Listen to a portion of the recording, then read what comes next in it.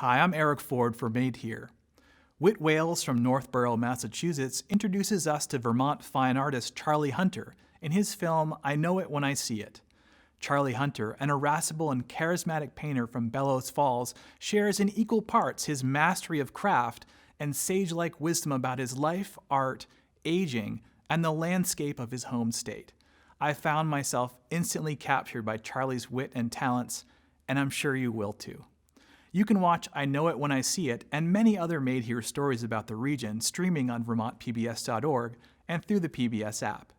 Enjoy the film, and thanks for watching.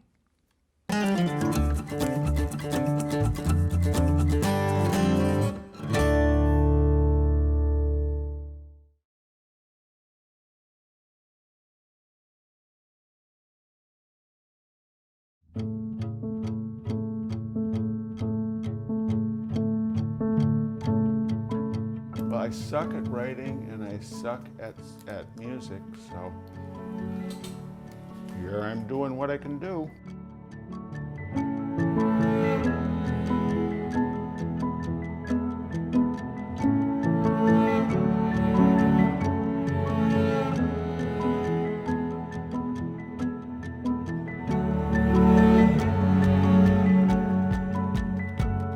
I remember the exact moment I fell in love with trains.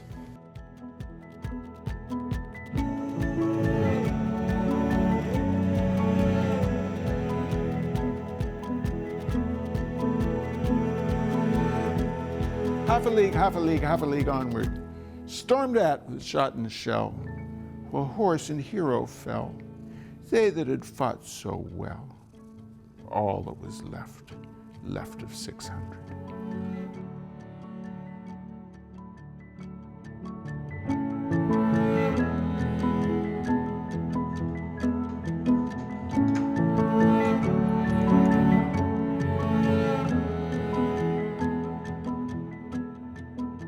I mean, I wouldn't take Brattleboro if you gave it to me on a stick.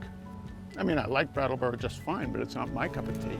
You know, you gotta live somewhere, and I'd rather live here with a bunch of outliers than in some sort of mainstream place with crappy traffic. Oh, but I'm supposed to be looking at the camera, aren't I? You can do it. I can do whatever I want? Yeah. Okay. I know. Whoa. Suzanne takes you down to a place by the river. Okay, breakfast time. Delicious. Look at that. Smells like burned tires. When we wake up in the morning, we're in a foul mood. But then we get to eat delicious food. Delicious food. Delicious food. It tastes so good. It tastes so good. And you just sing it for as long as the food eating ritual takes place. Yes, yes. New York has been invaded by beavers.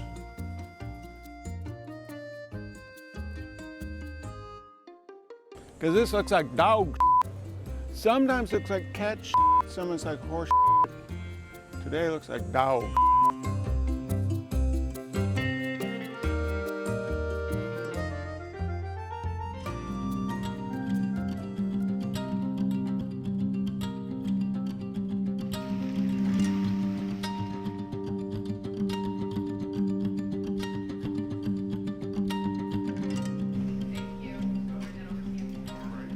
I come here every morning because they've got the New York Times, they've got the Brattleboro Reformer.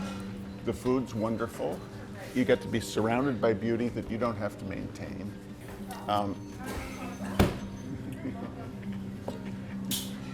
It's just, it's joyful. You know, I mean, it's unpretentious. Bye, Laura. Bye, Sharon. Yeah. Right. Bye, guys. Yeah. Okay. Hey, Greta. This is Greta. Greta rocks. Here you go. Thanks. Enjoy, hon. I think Harlow's and Cafe Loco is kind of emblematic of Bellows Falls because it's quirky and it's individualistic. Bellows Falls was not an artist town. But it's not It's not pretentious artistic pursuit. It's everybody's covered in cat hair. You go up to Montreal, they have worse weather than we do, and everybody looks fabulous. You come here, everybody looks like hell. We do not like hugging. When I hug, it's kind of a modified Heimlich maneuver. But I mean, I grew up in New England. I don't have any other perspective. That may be how people are in East Tennessee. And I think they're more friendly. They're more friendly in East Tennessee, but they're also more likely to kill you. You've got a mix of people who are long time from here. You've got a bunch of interesting people who have come here. No one's thinking that what used to be here is going to come back. Come back in, don't pay any attention to these sons of bitches. No one thinks that the paper mills are coming back. Bellows Falls is over that. I remember when I lived in Northampton, there was a cartoon that said, Northampton, Greenwich Village gone rural.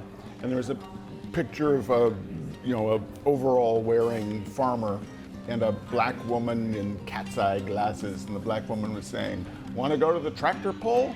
And the farmer's saying, no, I thought I'd go down to the Pleasant Street Cinema and catch Diva again. I mean, Bellows Falls is kind of like that. Happy birthday tomorrow. I won't see you. Thank you very much. And the grits were awesome. Thank you. Yes, we're going to go to the studio. We're going to up.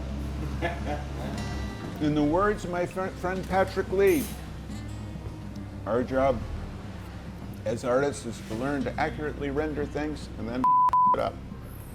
Blah, blah, blah, blah, blah. You people are beautiful. What you're doing is beautiful.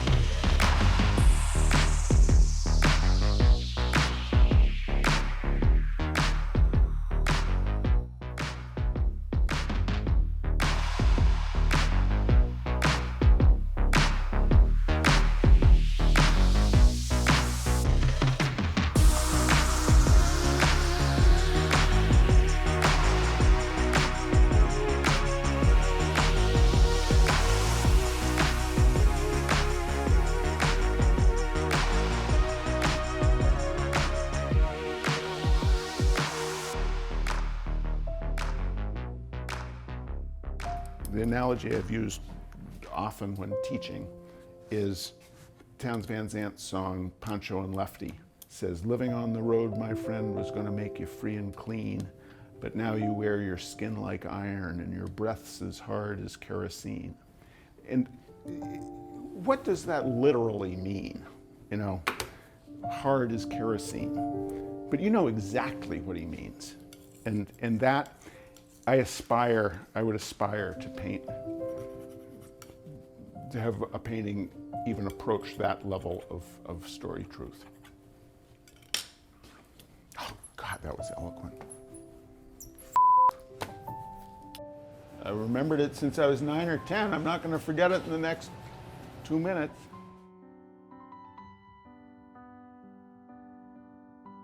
It was late afternoon and the sun was the golden hour, you know, and the little freight train came by. I read the sides of the boxcars. There's one that said Nickel Plate Road, and the lettering was just fantastic.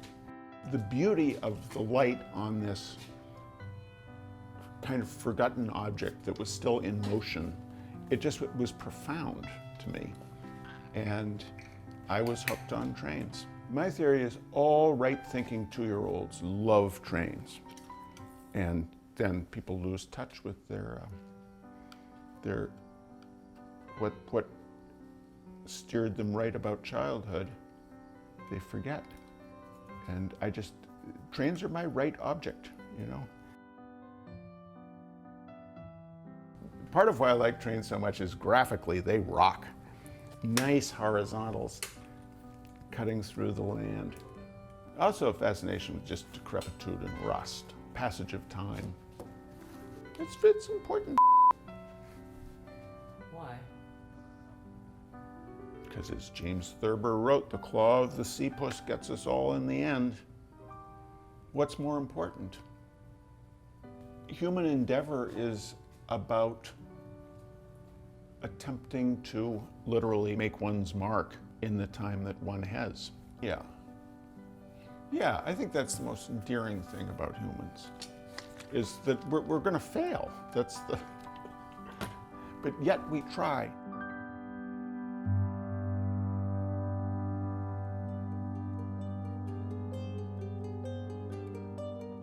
The one particular skill set I have allows me to look at something and generally do a decent painting of it in a couple of hours. That in and of itself is of limited interest. It's like a dog being able to dance on its hind legs. If one accepts that art is about trying to break through the inherent loneliness of existence, of kind of sharing what it feels like to be alive, then how do you make an image that transcends the literal aspect of it? I think it's a worthwhile thing to be thinking about. Rather than working from a preconceived image, I'm just making these marks that I find graphically interesting. And then from that, once this dries, I can kind of use it, hopefully, as an armature, an abstract collection of shapes, and making it a kind of truthy landscape or a somewhat truthful space. Where's that gonna go? Is it gonna end up being a portrait of South Bend, Indiana? Or is it bull? I have no idea at this point. What? Someone would like a little more lap time. I'm sorry.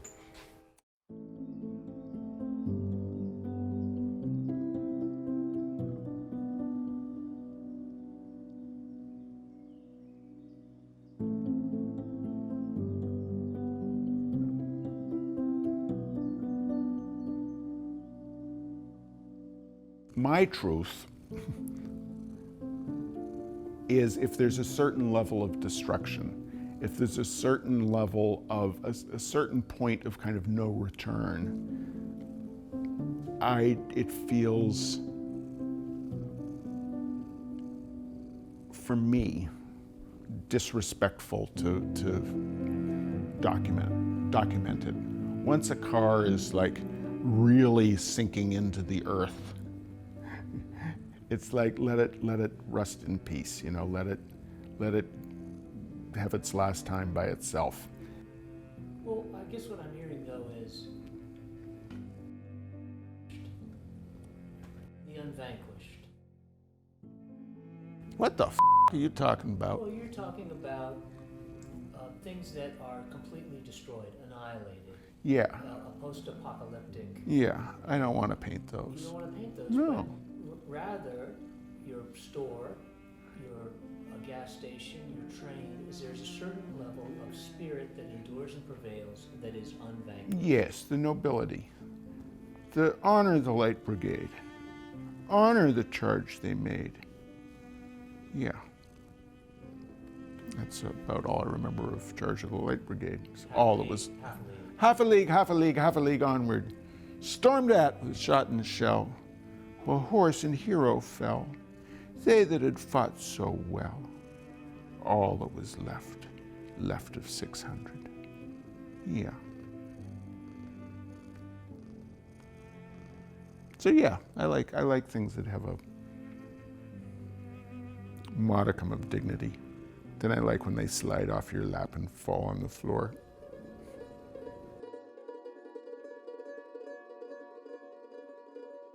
Well, I'd rather not be gimpy, you know. It was not, I didn't wake up one morning and say, gosh, I would really like the additional challenge of being, of having limited movement. But everybody I know who's 60 has some problem or other. And if I've got this problem that I walk funny and can't really use my right hand, big whoop. What I'm going through doesn't seem to me to be any different than what anybody else goes through. There's nothing profound about it. Right, not enough time, we're not gonna get it all done. Hey buddy, yeah. But that's part of the game too. I mean, I'm still hoping for immortality, but currently the signs aren't looking terribly positive, but I would prefer to be able to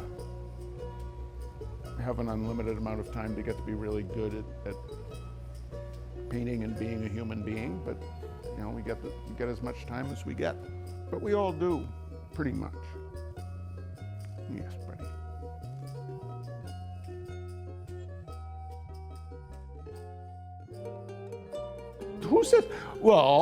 Who says I'm right? I may be just full of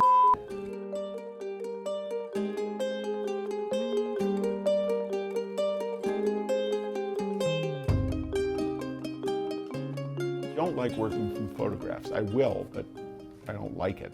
I'm just making these marks that I find graphically interesting, and then from that, once this dries, I can kind of use it, hopefully, as an armature. If my hand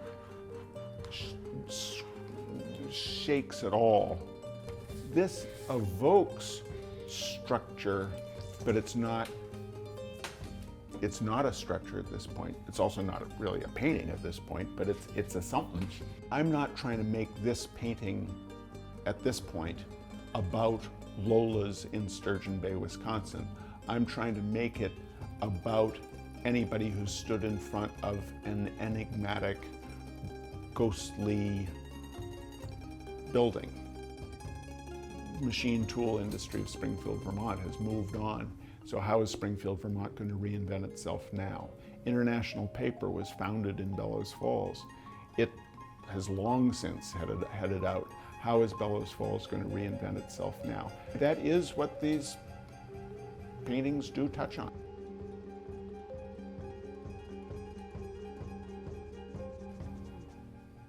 Now what? Now can we go ride trains? Pretty soon. Pretty soon.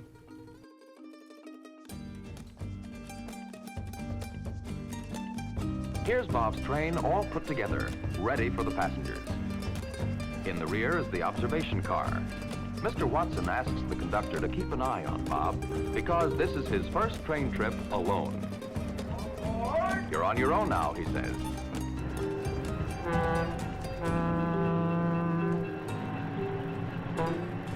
The huge locomotive sets the train in motion, slowly at first.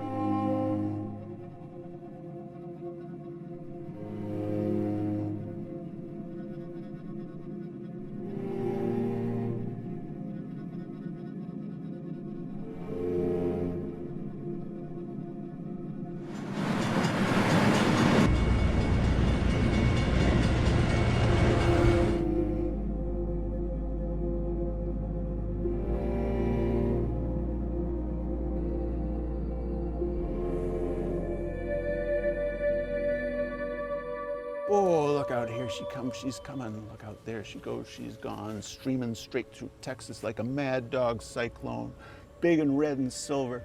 She don't make no smoke, she's a mad dog streamline come to show the folks. I admire writing like that. Townes Van Zandt, or John Prine, or Fred J. Eaglesmith. I don't quite know how Franz Kline did what he did, but I've read enough that I have an idea of it. I don't really want to learn more about it.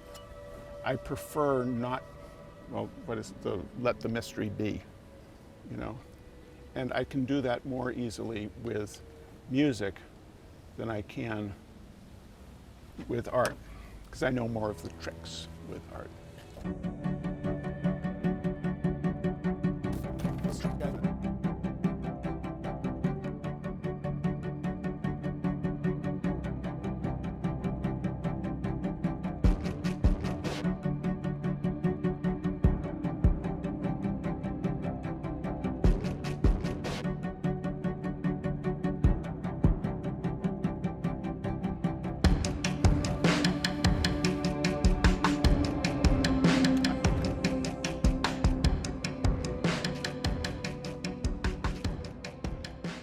Plein air painting just means painting outside. It's part of the American love of putting foreign names on things that it is afraid it is kind of déclassé otherwise.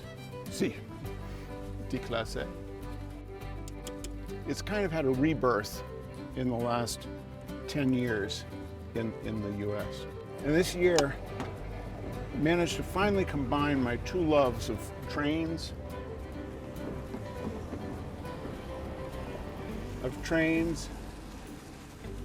and painting.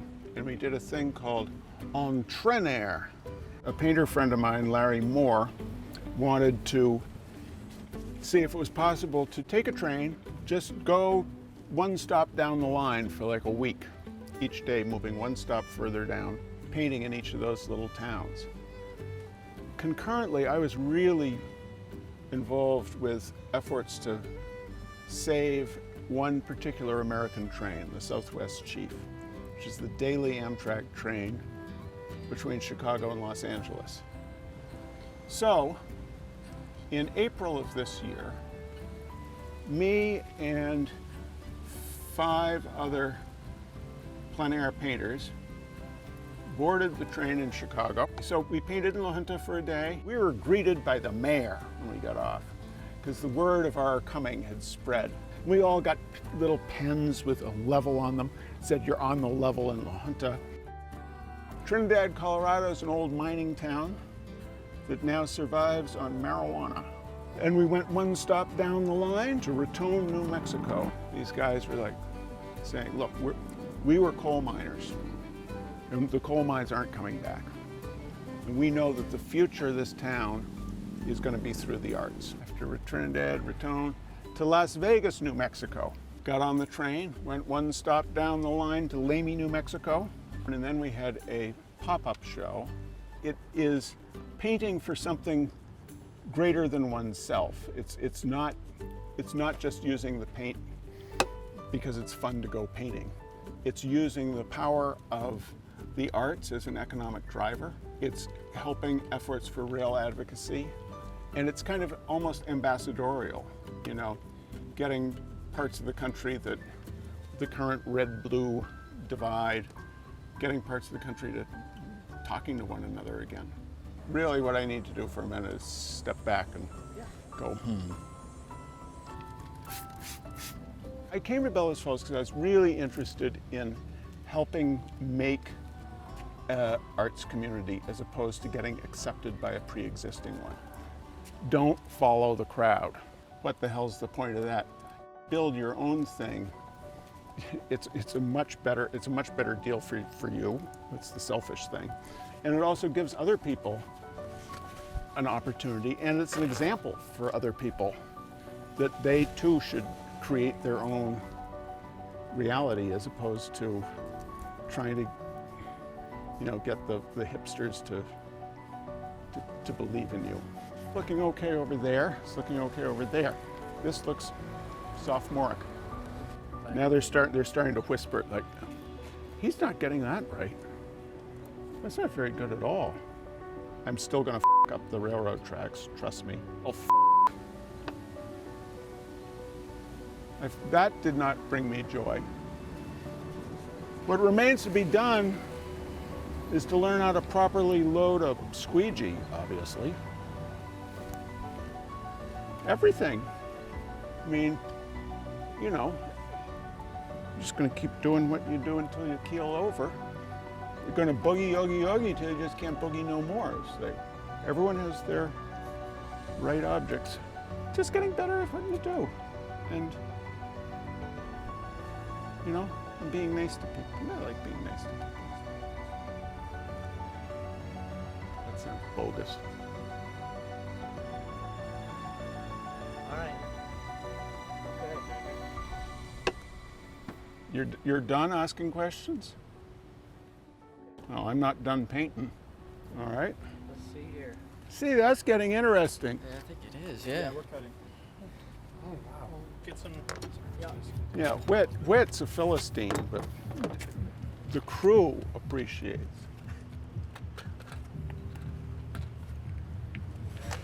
gilding the lily. Blah, blah, blah, blah, blah.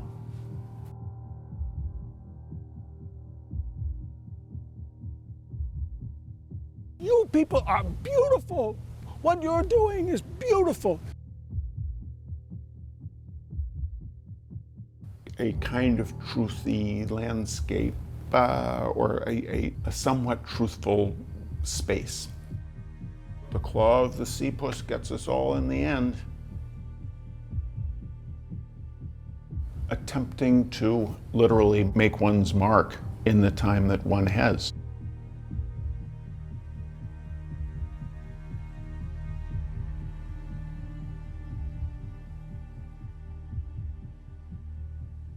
We're going to fail, but yet we try.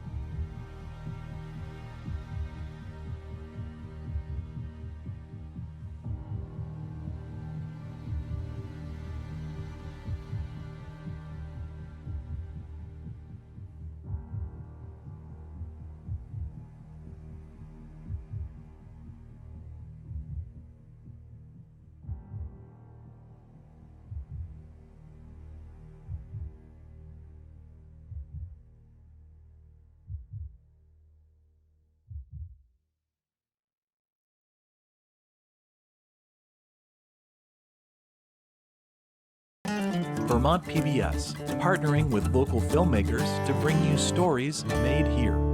For more, visit vermontpbs.org.